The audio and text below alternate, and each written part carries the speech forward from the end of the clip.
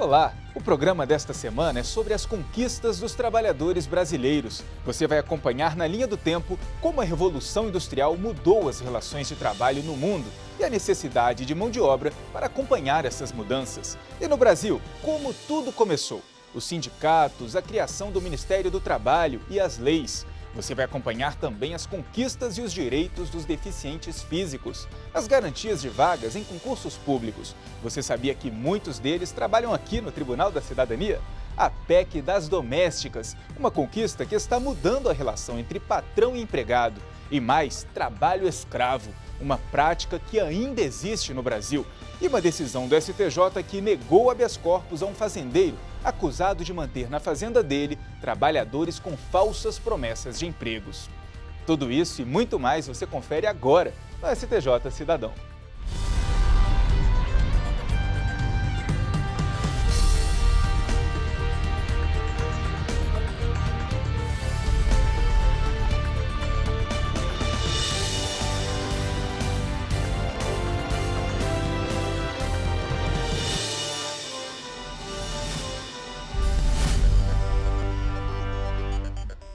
A Revolução Industrial, que teve início na Inglaterra no século XVIII, alterou profundamente as condições de vida dos trabalhadores em todo o mundo.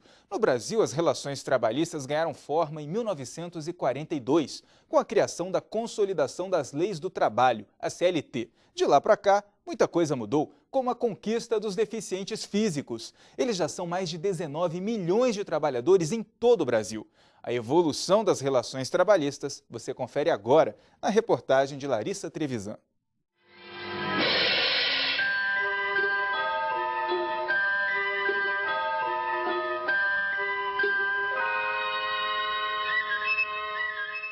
Eu tive chance de exercer cargos de chefia, de me desenvolver, de estudar. Como alemão, mesmo trabalhando como estrangeiro no Brasil, eu vejo que tenho meus direitos garantidos, eu me sinto tranquilo. Mas nem sempre foi assim. Para que a Ana Lúcia, o Herman, você e eu tivéssemos o direito de trabalhar hoje, protegidos por um conjunto de leis, foi preciso uma longa história de lutas e conquistas.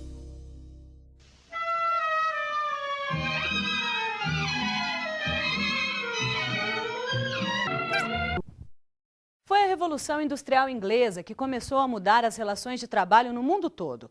O que antes era produzido manualmente, agora passa a ser feito por máquinas. As empresas familiares dão lugar às grandes corporações, que estão cada vez mais preocupadas em lucrar.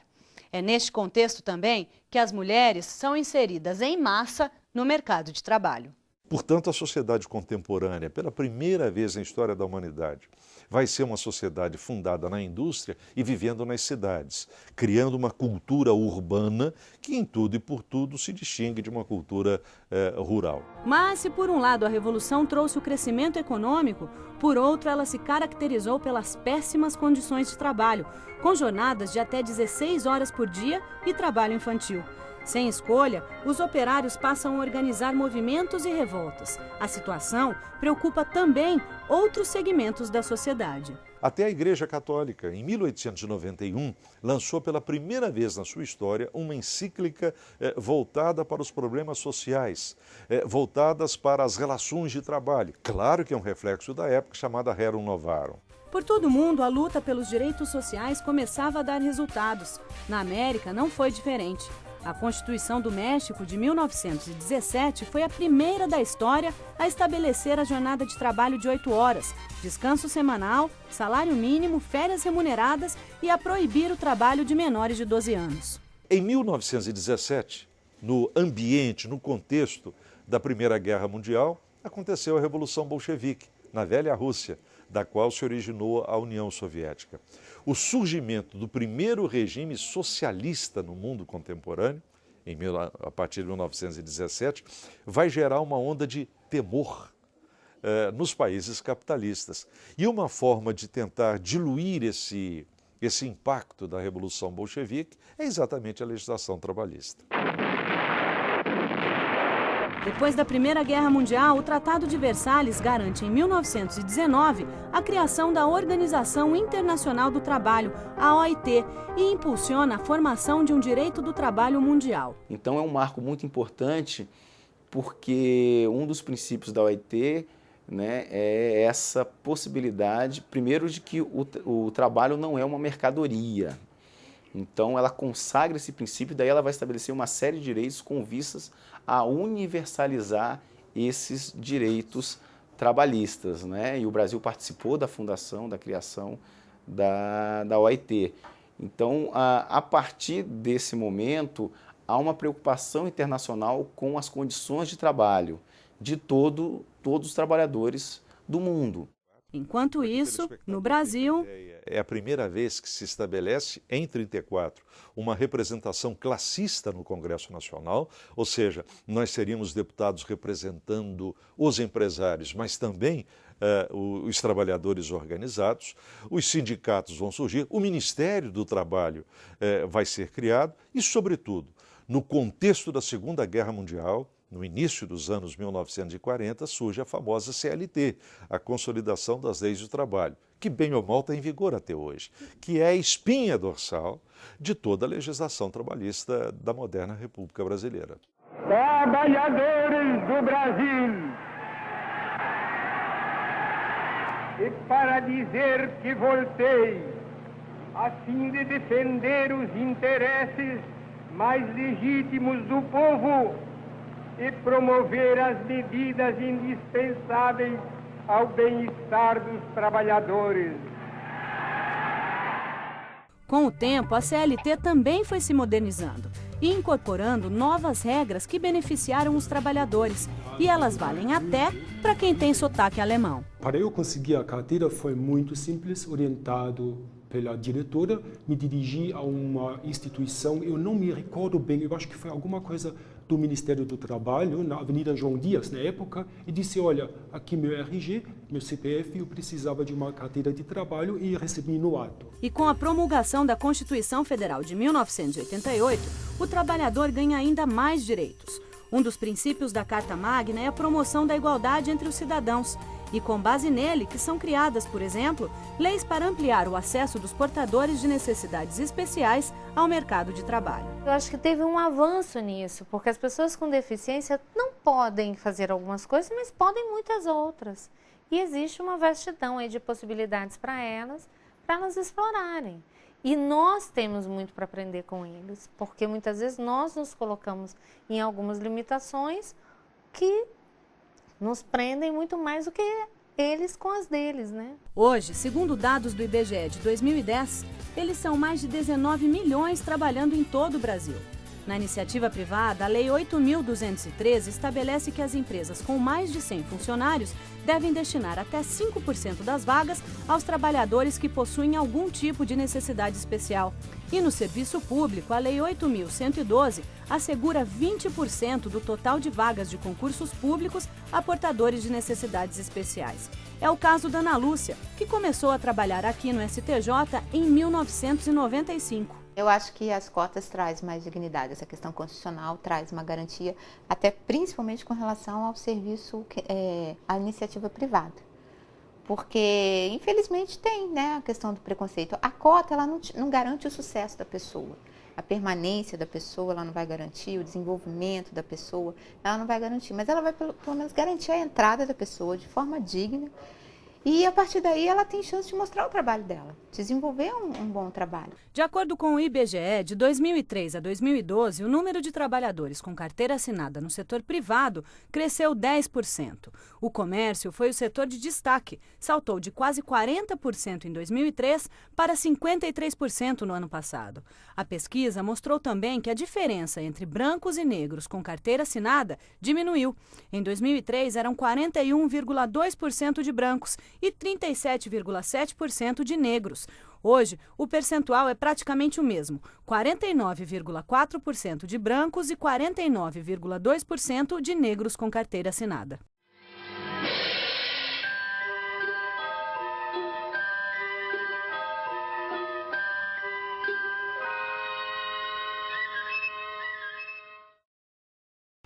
E no próximo bloco, a conquista das empregadas domésticas. O que mudou depois da nova lei? Eu volto já já.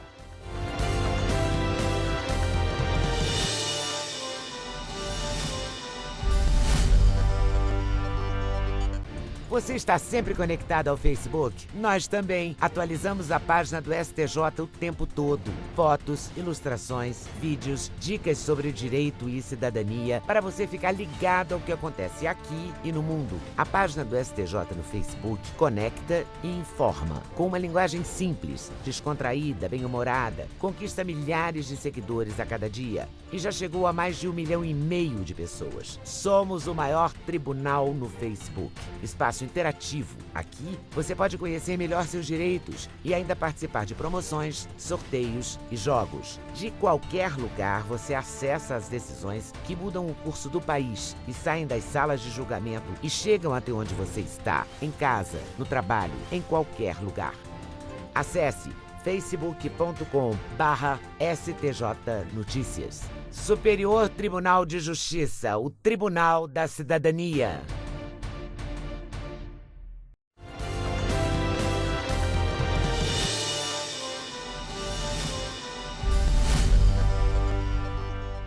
PEC das domésticas. A emenda que entrou em vigor no dia 3 de abril deste ano está mexendo com a rotina de empregados e empregadores. Planilhas, contas, carga horária, folha de ponto. Afinal, o que mudou? É o que você vê agora na reportagem de Gabriela Faria.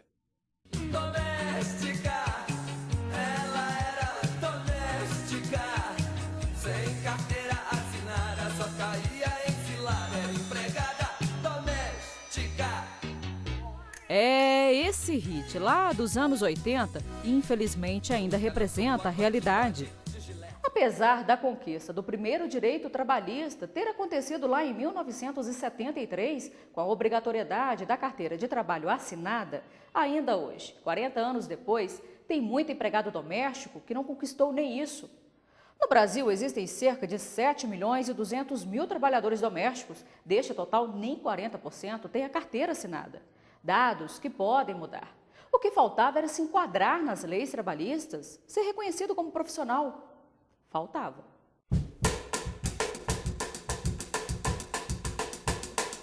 Para começar as tarefas da casa, a primeira coisa que Luciene e Francisco fazem é assinar a folha de ponto. E não foi só isso que mudou na vida dos dois.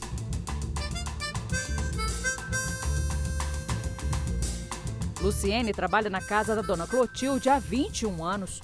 Cuida da patroa como se fosse uma filha. Também foram anos de convivência que ultrapassaram o limite patroa-empregada. Eu tive a dona Clô, né, que foi um incentivo muito grande da minha vida, assim, dá para mim com meus filhos, minhas filhas e meu filho, né, e ela me ajudou bastante, até hoje me ajuda, assim, sabe? Às vezes não me ajuda materialmente, assim, mas com palavras, com um gesto, com conselho, que às vezes eu estou precisando de alguma coisa assim, quero fazer de um jeito, ela fala, faz assim, às vezes até eu discordo, mas na hora eu vou pensar, falar, até tem razão. Para mim aqui não mudou muita coisa, né, porque nós já cumpria tudo certinho, né, as 44 horas semanais, né, horas semanais. Agora os dois empregados estão dentro da lei. O que dona Clotilde fez? Aderiu aos novos direitos dos trabalhadores domésticos. Eu pus a burocracia, né? Porque tem que haver o livro de ponto. Porque amanhã, qualquer coisa que diga que tem uma hora extra, você tem como provar, né?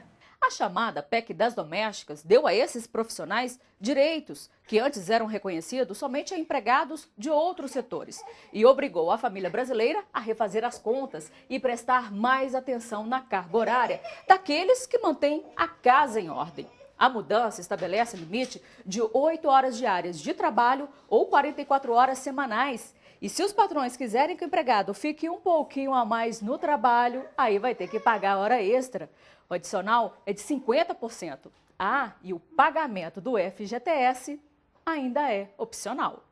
Evidentemente que a forma como houve a tramitação e a entrada em vigor da lei no ordenamento jurídico é que causou um certo rebuliço e várias discussões, justamente pelo fato de não ter havido um debate prévio acerca de quais seriam essas mudanças e quais os impactos que essas mudanças trariam.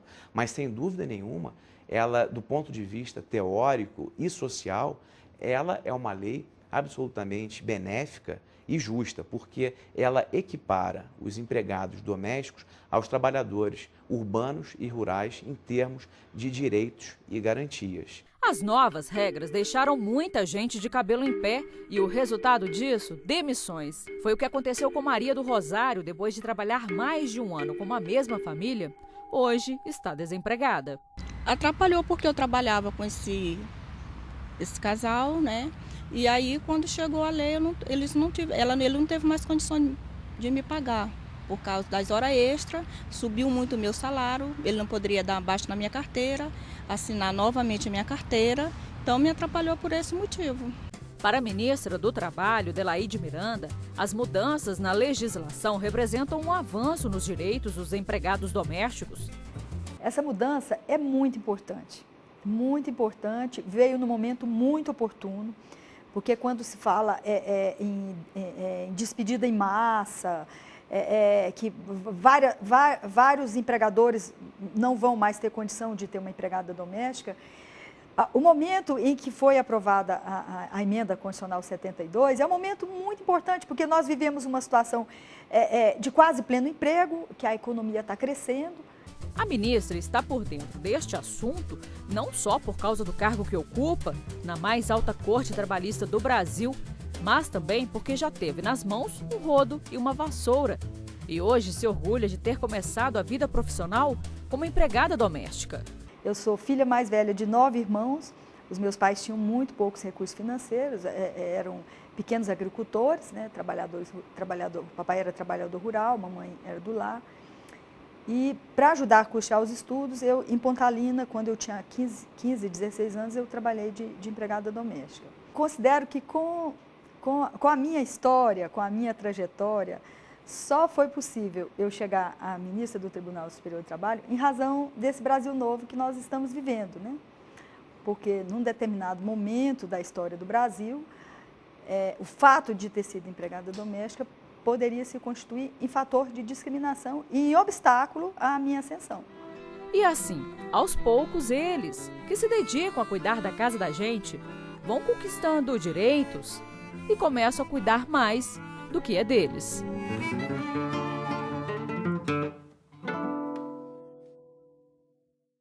E daqui a pouco, trabalho escravo, uma situação degradante que ainda persiste no Brasil. Não saia daí.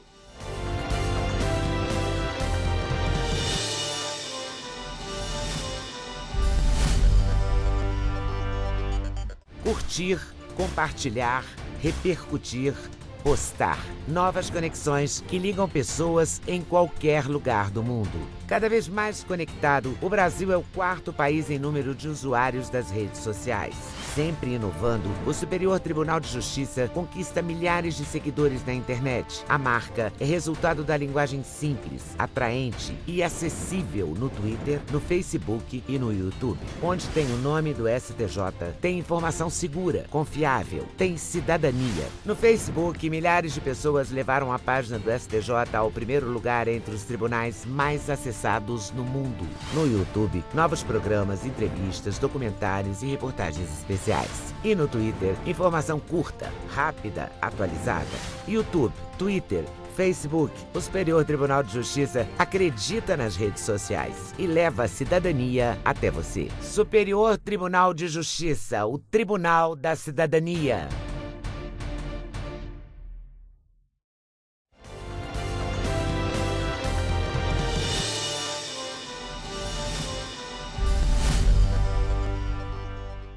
O trabalhador rural é amparado por lei. Ele tem direito à carteira assinada, salário mínimo, jornada de trabalho de 44 horas semanais, descanso, FGTS e férias, ou seja, os mesmos direitos que um trabalhador da cidade. A diferença é que ele mexe com a terra, mas o homem do campo muitas vezes passa de trabalhador para escravo.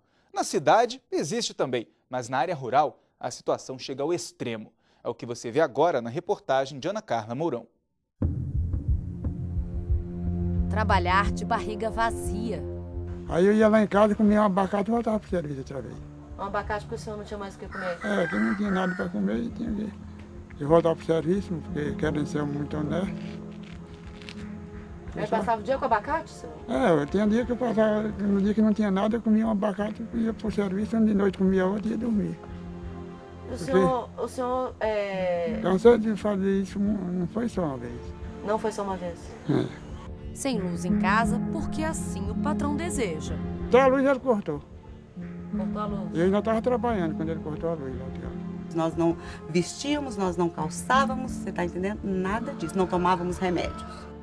Essa era a vida de Ivani. O pai foi um escravo. Ela é colega de infância de Marluce, uma mulher que tinha apenas 9 anos quando começou a trabalhar. O que você lembra da sua infância? Uma infância muito ruim, muito sofrida. Sabe assim, tinha vez de nós dormir em cima do caminhão. Já o marido de Dona Maria morreu sem receber um tostão. A senhora acha que foi mesmo um trabalho escravo? Um trabalho escravo. Meu marido trabalhava escravo. Ele trabalhava escravo. Alguns rostos não enxergam mais o que foi tomado pelo passado. Essa terra aqui já foi um lugar de lágrimas. A chaminé aos pedaços lembra uma escravidão na antiga fábrica. Daqui saía uma fumaça negra. Alguns ou trabalharam na fábrica de cerâmica ou tiveram pais que trabalharam, e todos têm relatos aqui para contar de um serviço de escravidão mesmo. Dona Maria, por exemplo, seu marido trabalhou durante 33 anos. Faleceu em 2003, 2005. E como é que era a vida dele na fábrica, na cerâmica? Como é que era esse trabalho? Ele trabalhava queimando tijolo quente, forno quente, que não tinha nem cobertura. Estava chovendo e ele tomando quentura de fogo e chuva molhando embaixo. Essa ruína aqui é o que restou da fábrica de cerâmica. Na época, cerca de 15 a 20 pessoas trabalharam aqui. Ali é a boca de um forno. O que acontecia? O trabalhador tinha que entrar ali, atear fogo na lenha e deixar o tijolo chegar ao ponto para ser vendido. Mas isso acarretou um problema, porque lá dentro ficava muito quente e quando o trabalhador chegava aqui do lado de fora, vinha um choque térmico. Muita gente teve sérios problemas de saúde por causa disso. O seu pai ficou parcialmente cego, por quê? Isso, porque ele pegava muito calor dentro dos fornos, porque não podia esperar esfriar totalmente para carregar os caminhões. Então, ele levou um choque térmico e ficou parcialmente cego. Tinha alguma proteção para o rosto? Nada, eu cansei de pedir para ele trazer uma máscara para mim, ele disse que ia trazer e nunca trouxe. Eu tinha bateira com ele sem. Aí com o tempo o senhor foi ficando com a saúde. Foi. Aí eu senti o visual olho debilitada, né? Eu senti o olho prejudicando, doendo o olho. Hoje o senhor não enxerga nada? Não enxerga nada não.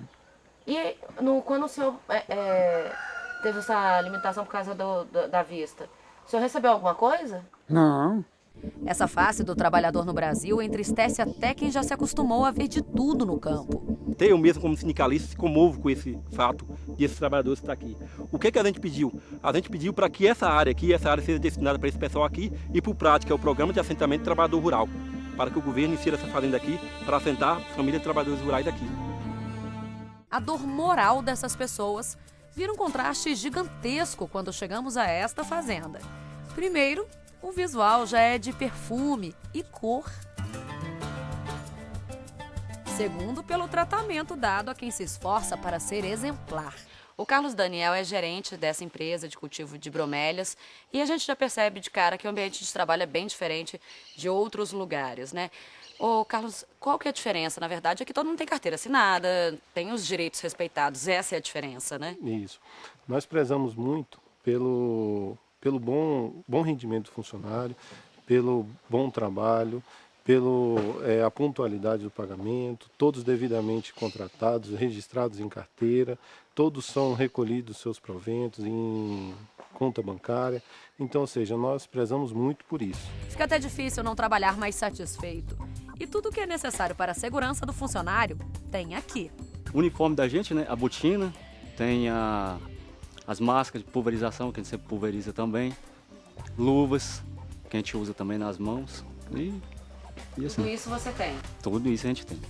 Tudo assinado e certinho. Não é exatamente um favor, e sim uma obrigação do empregador. Até porque quando o bom senso se esconde, pode sim existir punição.